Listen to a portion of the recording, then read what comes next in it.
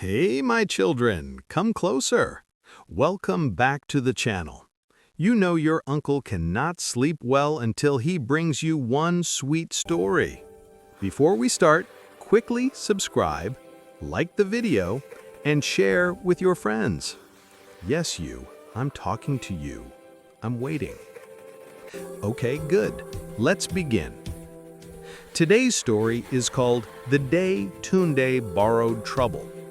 And when I say trouble, even the trouble was surprised. Tunde was a well-behaved boy in Echo Model College. Sharp brain, good manners, and he could make anybody laugh. But Tunde had one weakness. He did not know how to say no. Even if you asked him for his last biscuit, he would give you and then cry later in the corner. One Wednesday during break, his friend Seyi dragged him behind the classroom like a secret mission. "Tunde, I beg, hide this phone for me till after school." Tunde merely fainted. "Phone? In school? Do you want principal to turn me to roasted plantain?" But Seyi looked desperate. "Mr. Balagoon already caught me once. If he sees this phone again, I am finished." Tunde's mind started shouting, "No! No! No!" But his mouth said, "Okay." And that, my children, is how Tunde borrowed trouble and stored it safely in his pocket. After break, something even worse happened.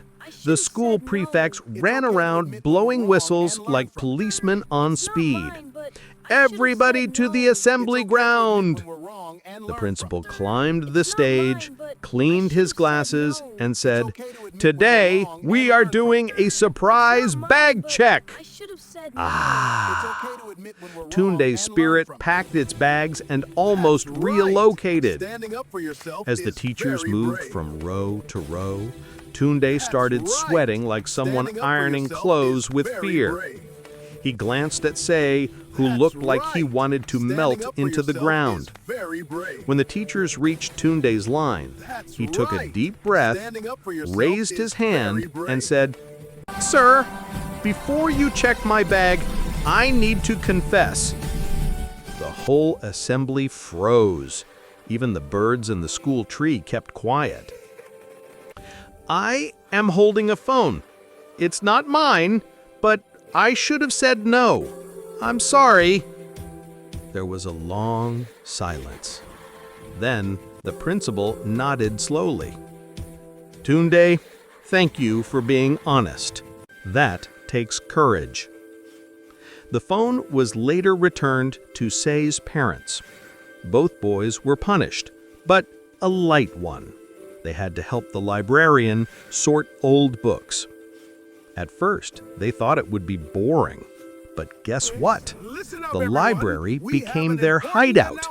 They found funny old magazines, dusty storybooks, even a drawing one student left behind years ago. And without noise or drama, Seyi finally told Tunde, "You should have said no. I won't drag you into trouble again." Tunde smiled, because now he understood something important. Sometimes the bravest thing you can say is no. All right, my children, if you enjoyed today's story, click like, share with your friends, and don't forget to subscribe and turn on the notification bell so you'll know when your uncle drops the next one. See you in the next story. Go and stay out of trouble.